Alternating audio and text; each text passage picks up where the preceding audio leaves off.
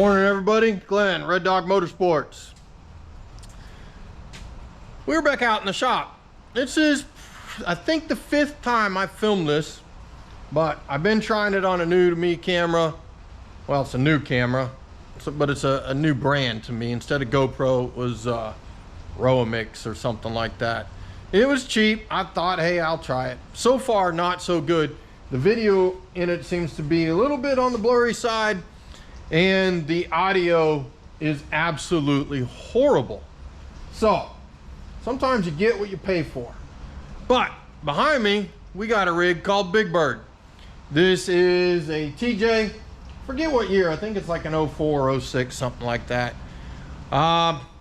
It's pretty cool vehicle. It's running on portal axles, Unimog to be specific. So really neat. Runs a 42-inch tire. These are the Pitbull rockers.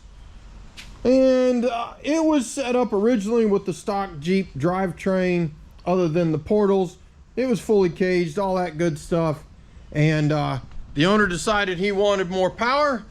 So my buddy Mike, who you've seen on the channel several times at Over the Top Off-Road, they dropped in a 5.3 LS backed by a brand new 4L60 and a brand new Atlas, 3-to-1 if I remember correctly. And so now we need to finish it up. Majority of the work is done. It is predominantly wired, plumbed, all of that good stuff. Just needs the details. Unfortunately, you know, Mike being a single guy in the shop, it's really just him. With all the other Jeeps that come in for maintenance and repairs, he doesn't get much chance to sit down and finish this one up. And so rather than have it get too long in the tooth in the shop, I'm going to finish it up and finish the details out. So we're going to finish plumbing the brakes. We got a caliper to put on it. We've got a broken line that needs to be fixed, and then just a couple others to tidy up, make sure that they're not hitting anything. And then we need to get the vacuum booster connected to the intake. We've got a little bit of wiring, tail lights, headlights, the gauges, that kind of thing. Speaking of gauges, we got to get a dash installed.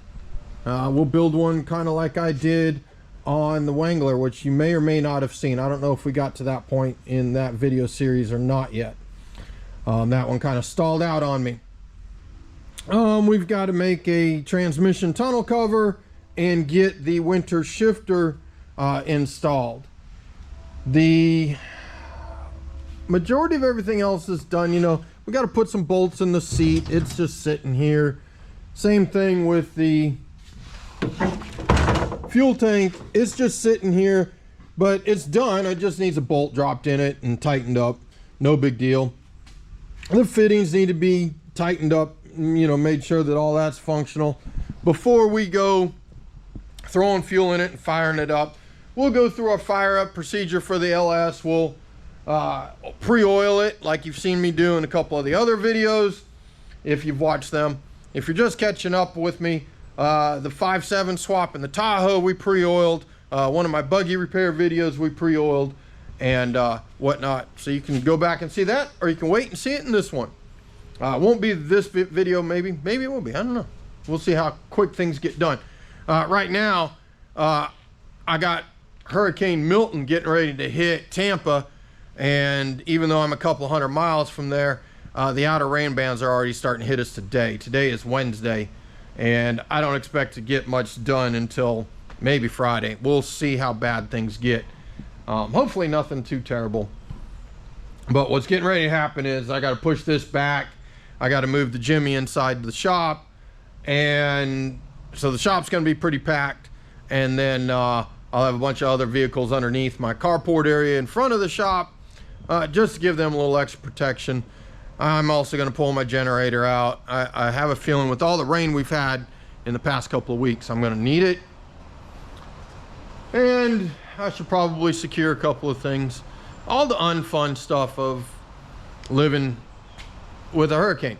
No different than everybody else deals with their own weather things. You know, people got tornadoes, some people get ice storms, some people get I don't know, blizzards. depending on where you're at, you got your own weather phenomena that sucks. So you know what I'm talking about. But at any rate, that's what we got. This is going to be the new one. We're going to get on it, and we look forward to showing you a good video. All right, well, I got things into the shop. It's not too terrible. You see, we got things squeezed in here. We got 4 in here. I could fit one more if I really wanted to. Not a lot of room. You know, we got just inches behind stuff. But they'll at least be out of the weather. The ones I put in here are all my open top ones.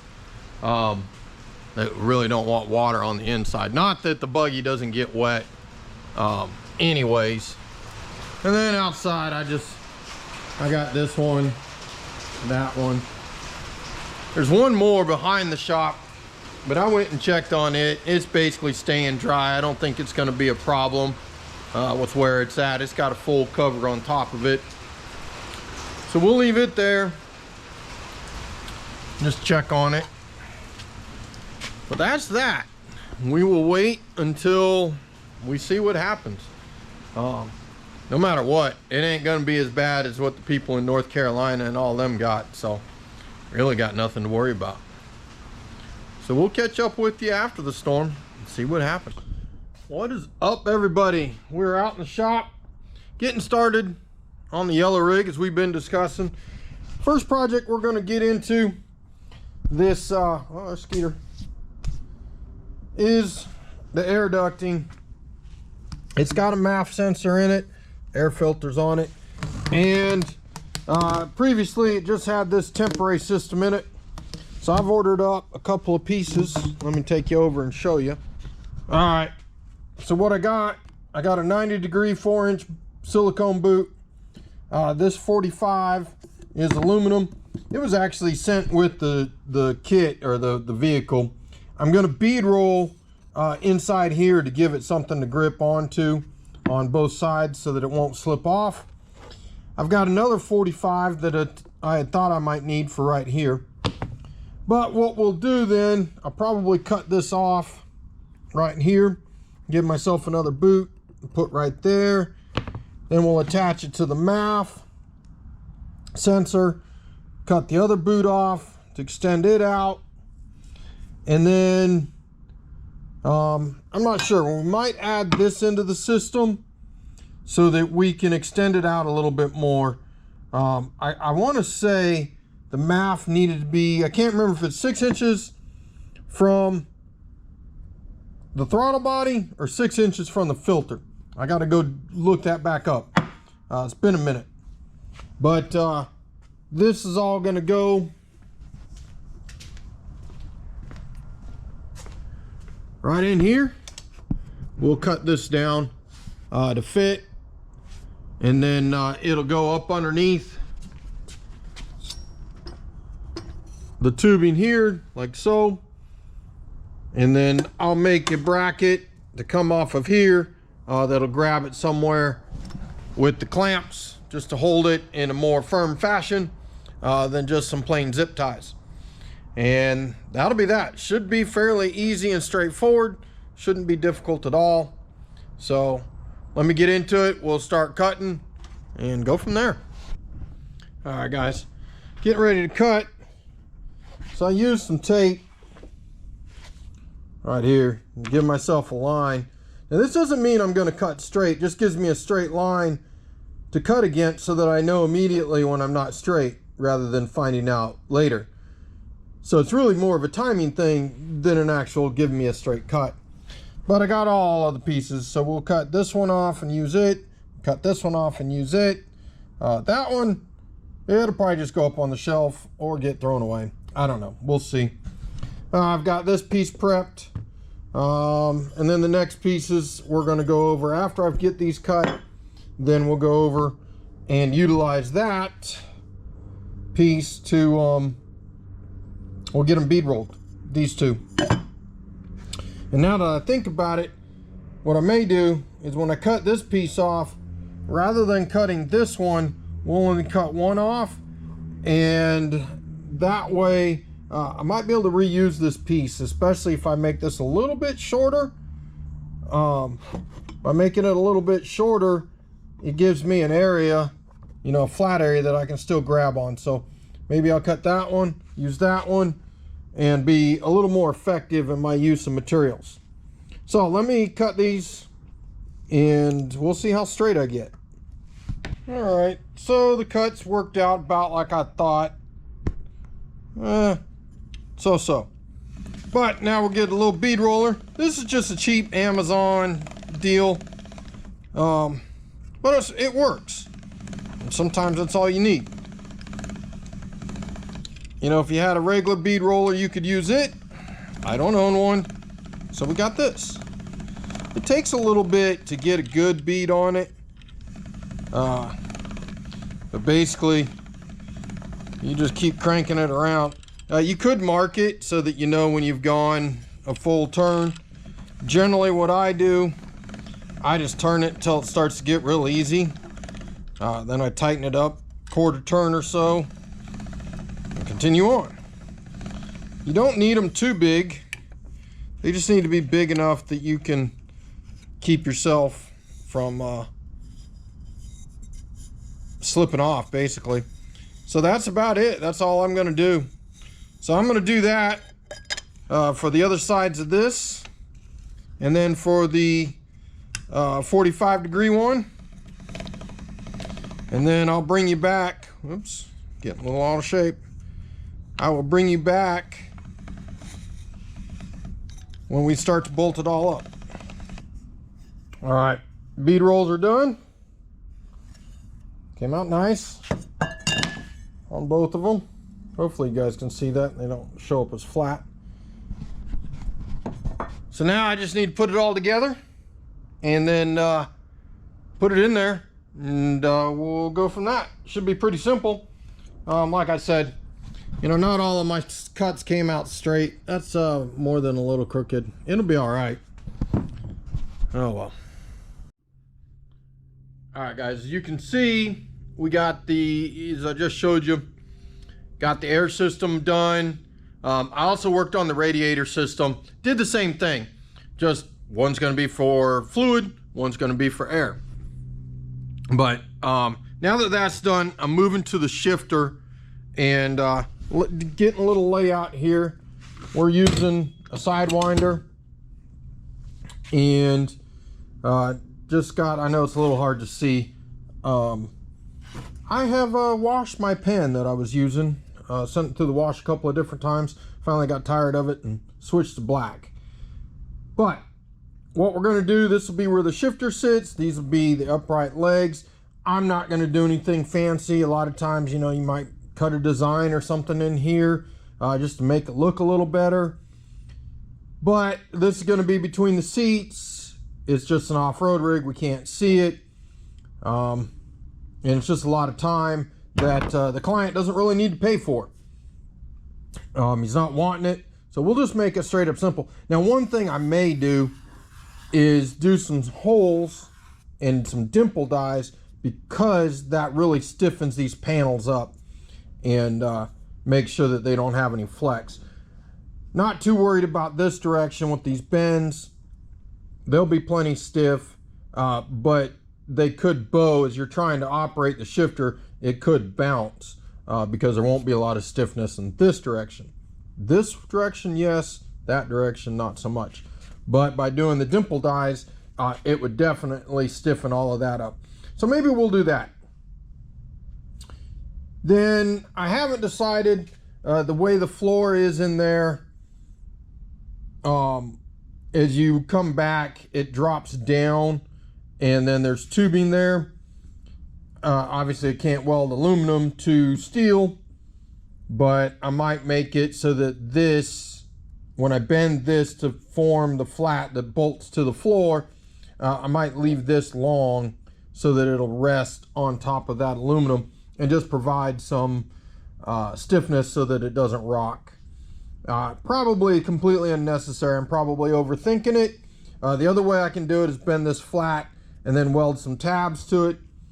So I don't know, we'll get going on it. I'll test fit it And then once it's test fitted, we'll make a final decision on how we're going to do the floor attachment and whether or not we need to weld tabs and all that good stuff.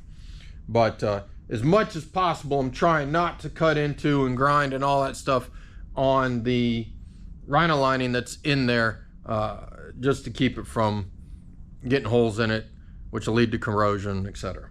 So I'm going to cut this out using the grinder with an aluminum cutoff wheel, and then we'll have some holes to drill for here on the sidewinder itself. Those will go on the top, and after that's done, we attach to the floor. Easy peasy mount, all finished. So let's get to it. All right, quick update on where I'm at with the mount, the shift mount. So working on dimple dies. I did decide to go that route. Got 2 more to do. And then this will be the underside, just because all my layout marks are here. So we're gonna have a bend, a bend, a bend yet. Probably need to straighten it just a little bit, although it should straighten out when I bend it too. But yeah, we're getting there. Need to finish the dimple dies real quick. We'll get it bent, and then I'll be able to show you with the shifter on how it fits.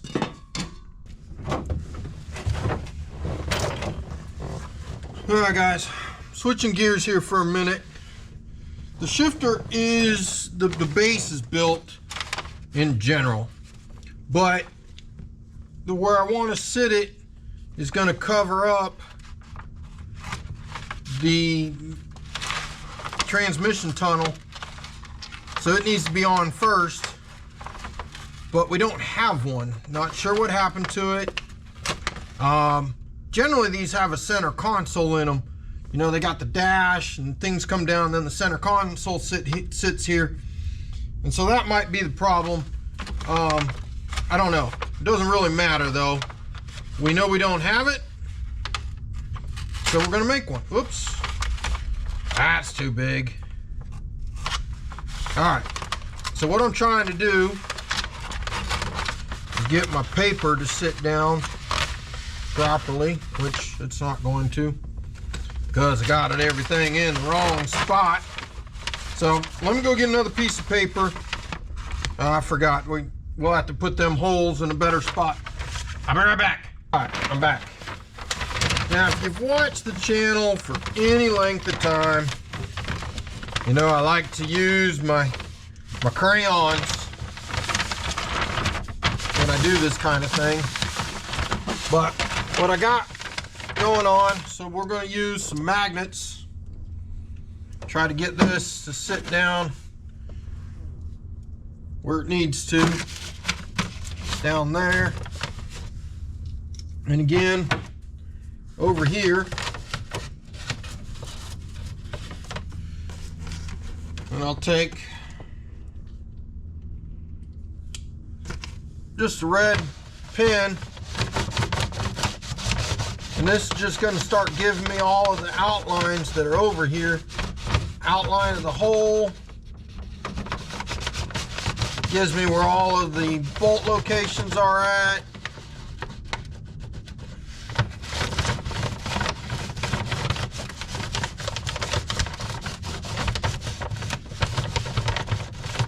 There's a indentation that's on the outside of this, so we kind of need to know where it's at.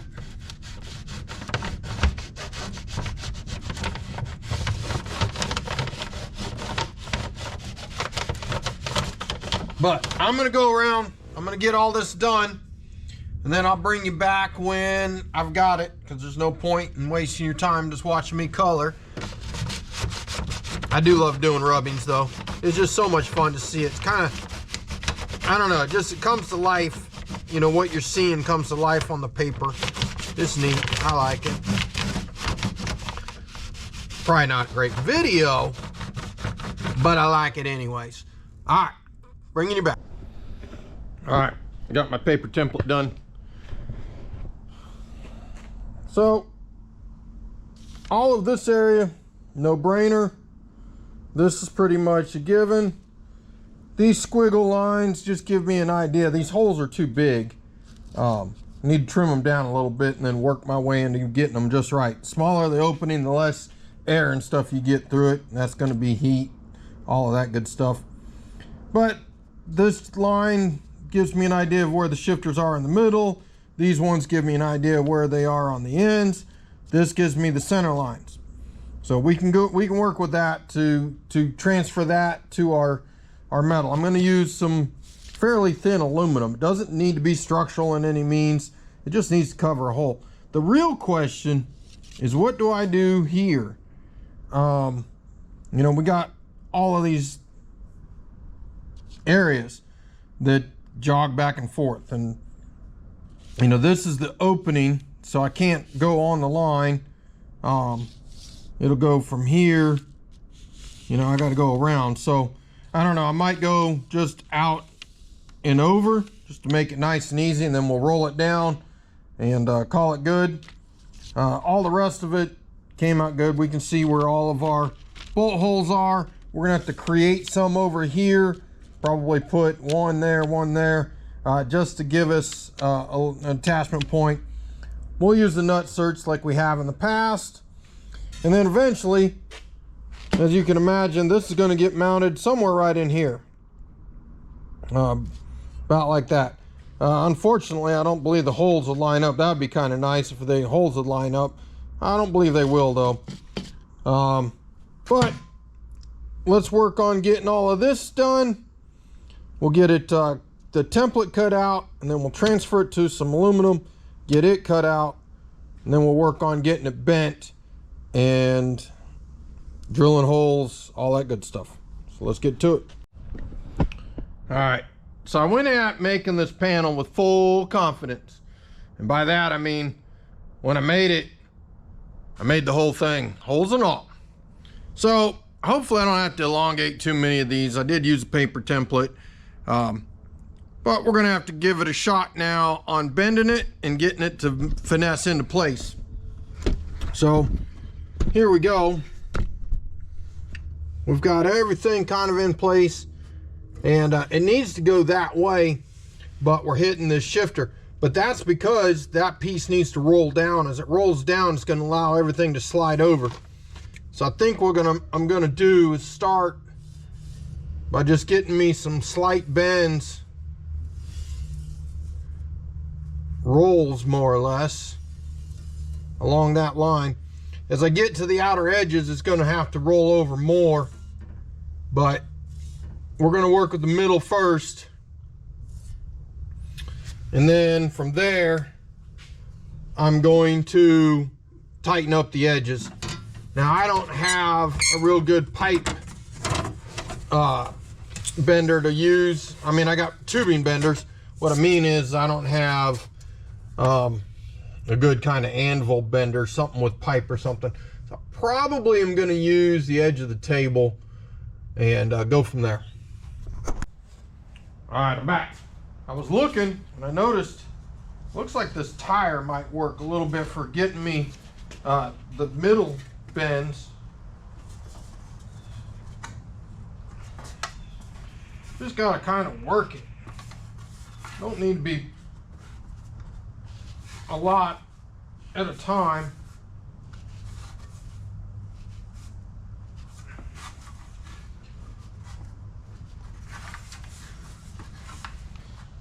It would help if the tire was straight, but it'll work. See, we're getting a little bit.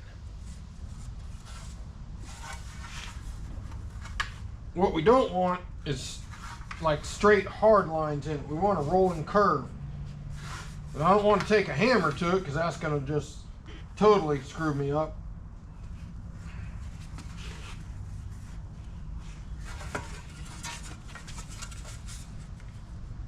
Yeah, use my shin and knee.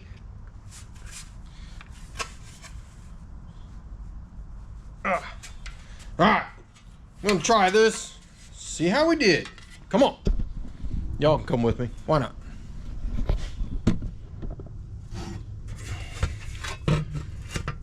All right. Well, that's a little better.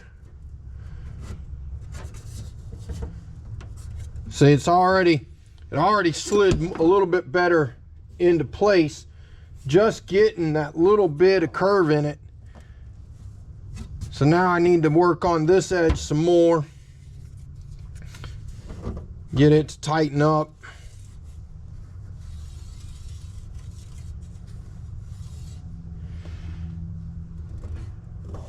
And then this over here, it's probably gonna have to roll down quite a bit. I'll get the easy side first, then we'll come over here and get the hard side. Yeah, you can see right in here, we got a big gap. Now I'm gonna bring this up a little bit. You know, when we pull this out of the way, this has a really odd dip in it. So I'm gonna bring this out a little bit to try to ease that, ease it from here to there. Because this is almost straight back here, and this needs to come up. I'm gonna get me a pair of a crescent wrench, not a pair. Get me a crescent wrench and pull that back out a little bit.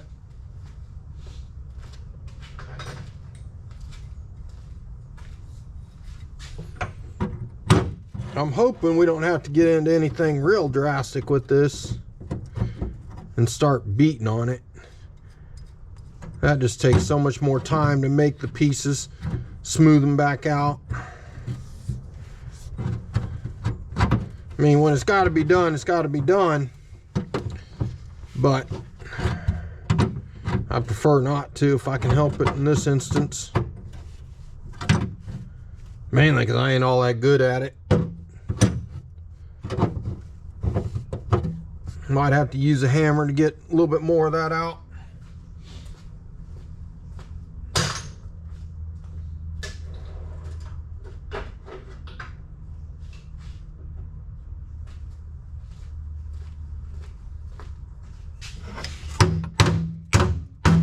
Oops. Oh.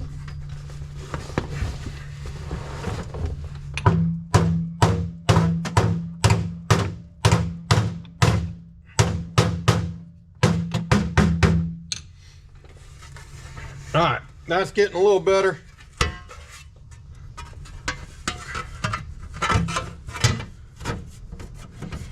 All right, I'm going to continue to massage this, and we will bring you back when I am much closer. Ooh, that's a weird shadow. All right, so I've got everything kind of in place. It's not 100% finished, but we're in a good position to show you what I got going on. So the cover basically in place. I do need to put in a bolt here, right down in this area, and I'll probably put one probably right across from that bolt. So one there. You know, I don't see any point in doing one there unless I was going to do another one back here, but I want one in the lowest point. So we'll do one there, and then there'll be one more back in the back that you can't see underneath the seat. Here's our shifter mount. It does leave the cable end exposed, but that's all right. It'll come out here, it'll loop back around and go back into the underneath somewhere right in this area. It'll just come out and loop around, and we'll try to keep it out of the feet area of the passengers. The one thing I have trouble with right now is the shifter. When you push it forward and you're in high, you're hitting right here. So we're going to have to pull it back some. And right there, we're looking pretty good. And like I said, I can't really show it to you, but down in here, let's see if we can turn the light around. Maybe you can see it now. I don't know if you can still see it. But there's that pipe or the tubing I was talking about, and you can see we got a gap. In reality, I should probably put some kind of bracket there, but we're gonna wait. I'm gonna bolt it all in, and then we'll see how it feels. And if it's really loose and whatnot, kind of shaky, then we'll do something. If it's not, then I'll leave it alone. Okay. So we've been making progress. I've been doing a lot of goofing off, but now I'm working. So we got cover in place, came out pretty good. I don't know if it's going to be painted or not. Still got a little bit of adjustment to do right here.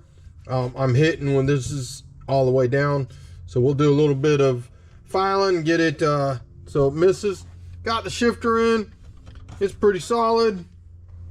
Got the cable routed back there. Ended up using the existing hole, but we got problems underneath. Let's go underneath and I'll show you what's going on. You know, it's just always something, and they're rarely just bolts right up unless somebody else has sat down and gone through all this before you. All right. So we've got that cross member right there to support the transmission and all that. It's a necessary part. And by that I meant, hold on, this piece right here.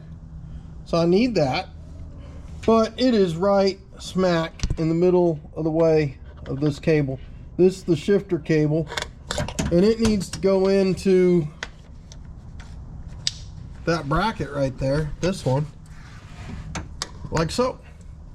But it needs to be straight when it does it.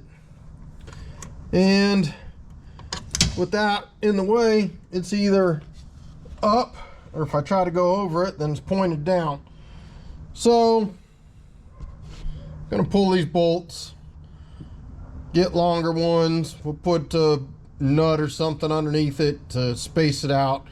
We'll drop the bracket a little bit, and then the cable will attach with a slightly downward angle. It'll loop up and around like it's supposed to, be out of the way of all the drive shafts, and we'll be good to go. Just a standard BS, just the way it is. So let me pull these bolts. We'll find out some that are the proper size and get all that done. All right, we got it. So I went with the double stack of nuts, as you can see. Hopefully you can see. Looks like you can see. But it got everything in the location that it needs to be. We're touching the cross member there with the cable, but that's fine. It shouldn't be an issue. It's not touching very hard. Everything's in place. And the shifter works. So we'll call that a job done. The one thing I don't like, excuse me, let me get up off the floor. The one thing I do not like is when the shifters are in high, it's pretty darn close to park. And I'm a little concerned that you're going to be smacking your fingers on it. We'll see. There is adjustments that can be made. Go underneath and get these so that they are further forward like that in low. Of course, that would mess up my holes. I'd have to elongate them in the front. So I haven't done that yet. We'll wait and see what the owner thinks. It depends on how he shifts, where his hand is. It may not bother him. It may. In which case we will make the changes. So let's move on to the next thing. What's up, everybody? We're back out in the shop. I didn't get any filming done yesterday. Not that you guys can tell, because, well, you know, I don't film that. But worked on my red Ram yesterday. Strangest thing, I drove it Wednesday, I think it was. Today is Saturday. But when I drove it Wednesday, I thought it sounded a little odd when I parked it, but couldn't pin down anything specific. And then I got back in it Thursday and just went to drive up the road. Not even, I don't know, it's about a mile and a half, I think. And man, it definitely, I was like, man, it's definitely sounding odd. Got to the UPS store, did my thing, came to come back this way.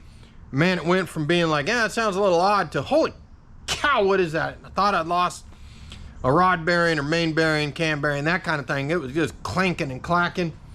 So I parked it and got into it Friday. Started kind of checking things, you know, double checking the oil. I did an oil change on it, that kind of thing, which I just done one 300 miles ago, so it really didn't need it. But just making sure that I didn't have anything funky with the motor, and I wanted to check the oil for sparkles, that kind of thing. And all that was good. Cut the filter apart, nothing in it. So I ended up, I decided to check the torque converter bolts, and 5 out of 6 were loose. And apparently I used blue Loctite on them instead of red. I don't know if it's just what I had underneath the truck when I put that transmission in or what, but yeah, apparently it didn't work. So took them all out and put them back in with red Loctite and retorqued them. Never had that happen, but it sounds just like your motor's coming apart. Truck's fine now. Hopefully it doesn't happen again, but we'll see. But for right now, I got me a new little welder.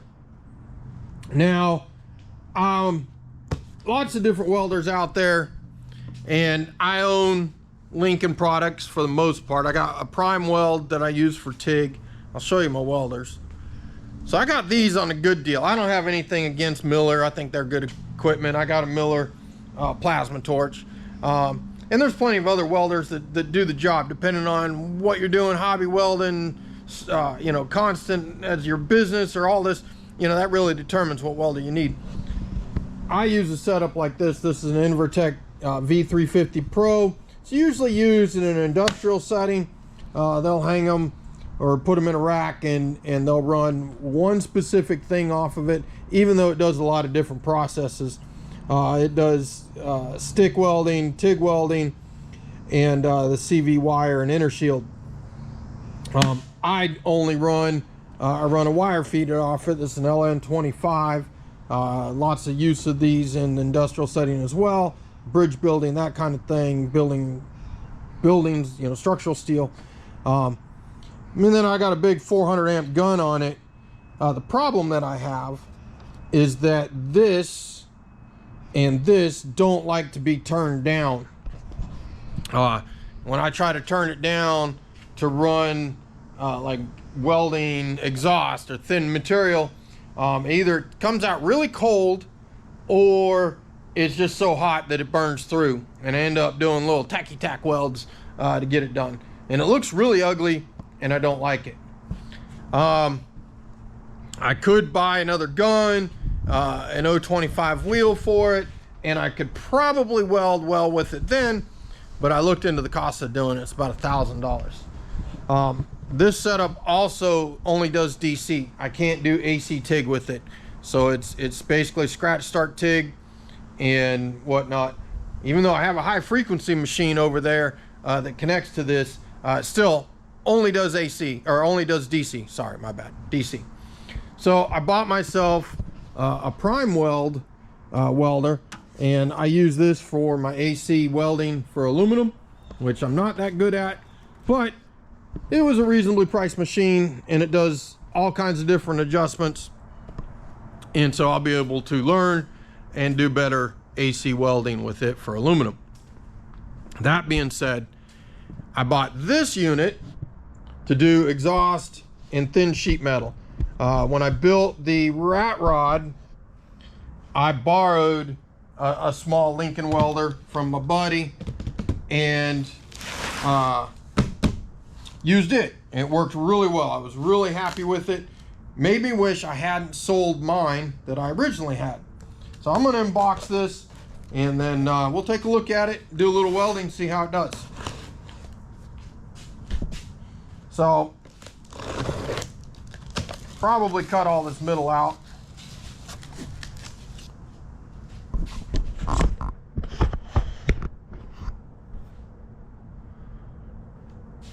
We got the standards, we got some instructions. It's packed nice, as you would expect from Lincoln.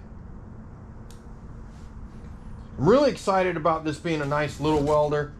I think I'm going to make a cart out of a hand dolly is my intention. I've got a really nice hand dolly that I used when my buddy's machine was here, and I really liked how it worked out carrying all of the stuff, you know, the bottle and the welder. Just made it really easy to move around and all that good stuff. You know, I said we're going to weld today, and I lied, because now that I think about it, unless it's got wire in it, I don't have any wire, because I sent it all back with my buddy's machine. But, so, out of the box, got a couple of different things here. We've got a nice little gun. This one is set up for inner shield at the moment. Should be an accessory kit with it. So here's the accessory kit, and we have the so it's set up for inner shield right now, but right here we have the tip and everything to run just straight MIG with gas. It comes with the gauge. How do you adjust it? That's a good question. That's weird. Oh, it's factory setting. Do not adjust. So we've got a gauge. We've got a hose. Just a straight up weld clamp. This one is only set up for 110. I didn't need a machine that would run on 220. So that's one of the reasons why I picked this, other than the size. Here in the top, you can see we've got our wire feed all set up. One of the things I didn't like about this machine is it is all plastic. When you get the little bit better machines, all of this is metal. So there's the danger that in the future years, this will all break. You know, it'll get brittle being out in the heat all the time. But for now, this will work just fine. May eventually, you never know, find a better deal at some point. But looks like I will have to go get some wire, and we'll set this up and see how it does. All right, I'm getting ready to load the wire into the machine. I do have it plugged in. I don't have it turned on at the moment. One of the things when I was changing the spool or the wire feed wheel around, noticed a couple of things. One, everything's a quick quarter turn fastener. Not sure that I'm sold on that. It's nice because it's quick and easy. You're not sitting there screwing it around, worrying about crossing threads and all. But they also tend to break. You know, if you break it, you can't just work another bolt or something on it, nut on it. So I don't know. We'll see how that turns out. We got the same system over here on this unit. It's just got this little spring. You line it up, push it down, turn it quarter turn, and it's on there. The tension's all set, and that's that. But we're going to feed this in there. See if we can get this thing set up. It's kind of tight. This is the part I always struggle with. It seems like getting it to line up in the holes. All right, almost.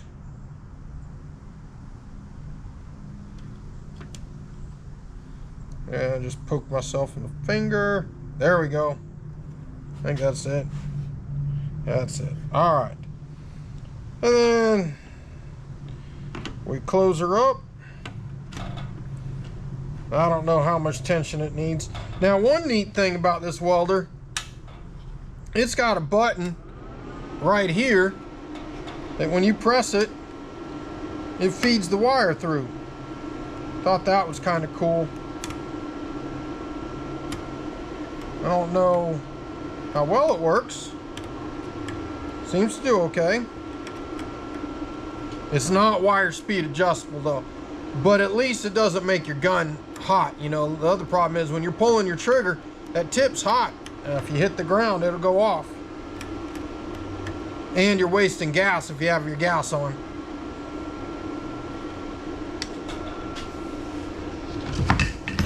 Let's see here. Should be getting close.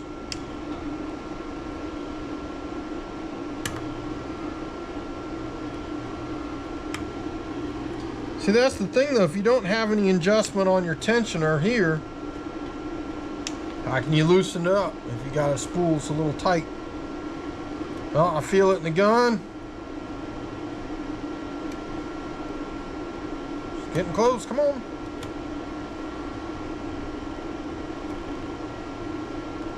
Almost there. I swear to you. There we go. We got it.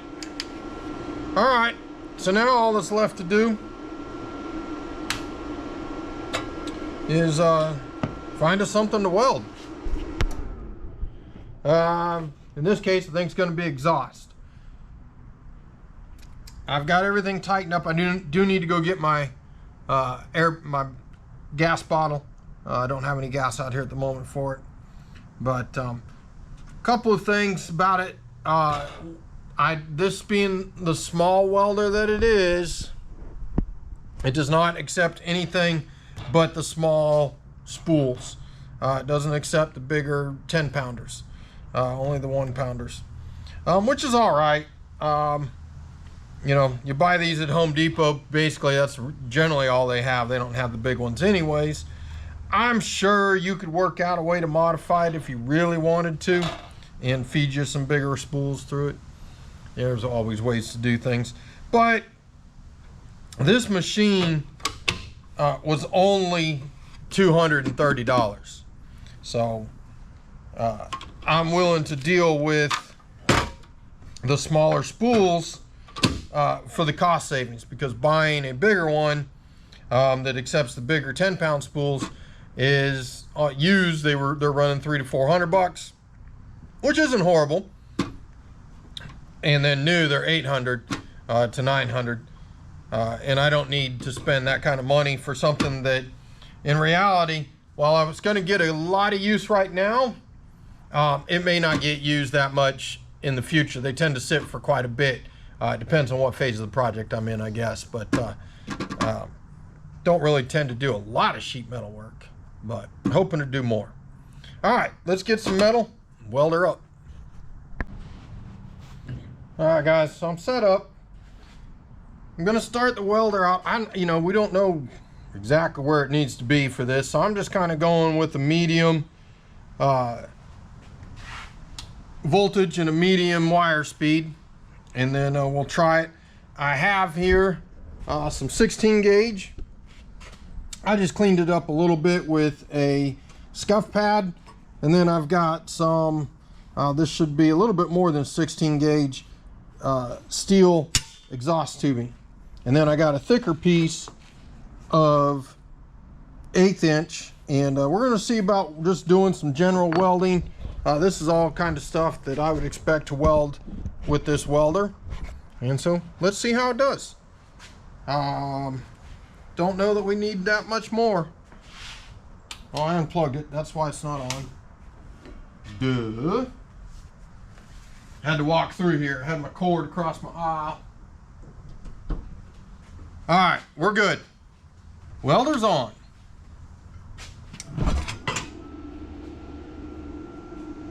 And trim her down. See how she goes.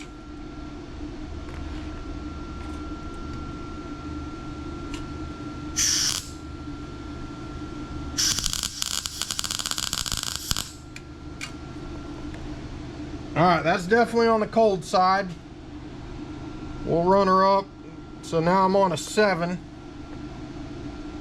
What is up with my helmet? I'm gonna leave the wire speed alone. See what we get.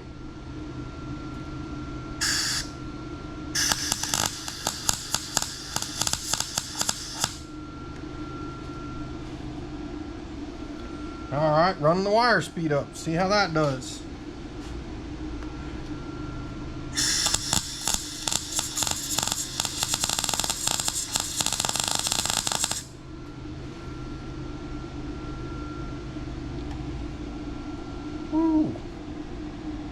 Well, I'm going to turn the wire speed way down.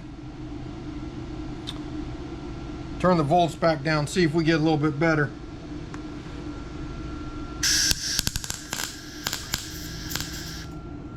That did not help.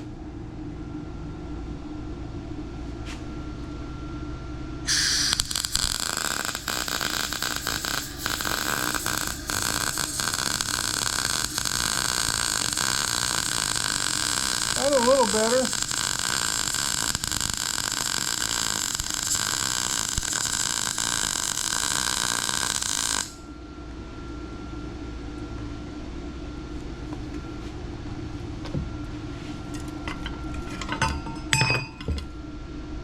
I can deal with that. Got heat all the way through it.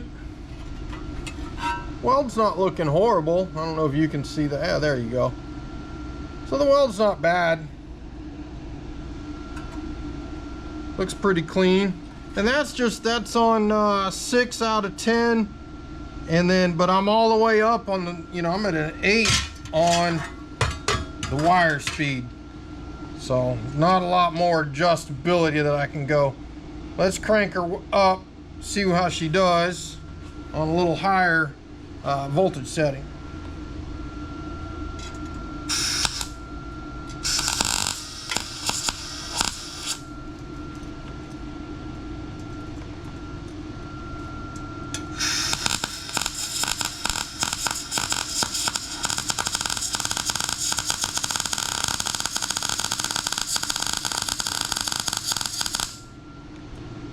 Well,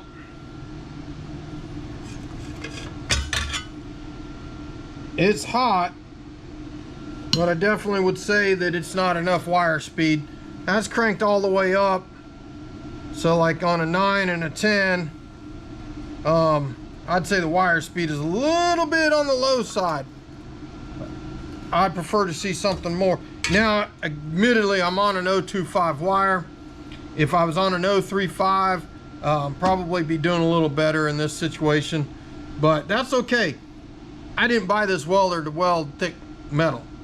We bought it to do thin sheet metal, and I would say, based upon what I'm seeing here, it's going to do excellent for that. Should weld nice and clean and not burn through. I'll be able to lay nice clean welds, really get the welding looking better on the exhaust. I'm always disappointed with my welding on the exhaust because that welder, the other welder, is so hard to use in that situation. One, between the big gun, and two, just constantly burning through and then having to do the tip tacks and fill in holes and all that stuff. It always ends up looking like the dog's butt, if you know what I mean. All right, let's see what else we got.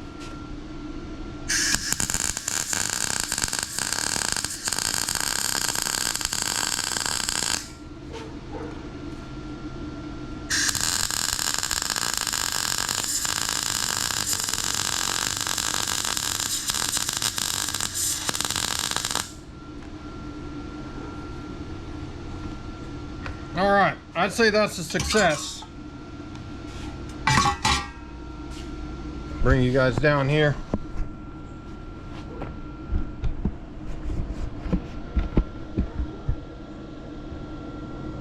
Yeah, that ain't bad.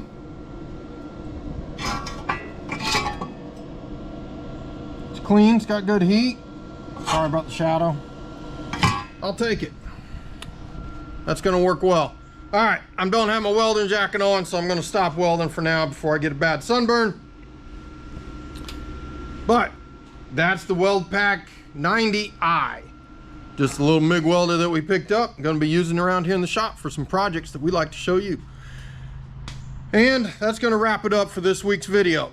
We'll be back out here tomorrow. New week for me. It'll be a week out for you in terms of when you get to see the video.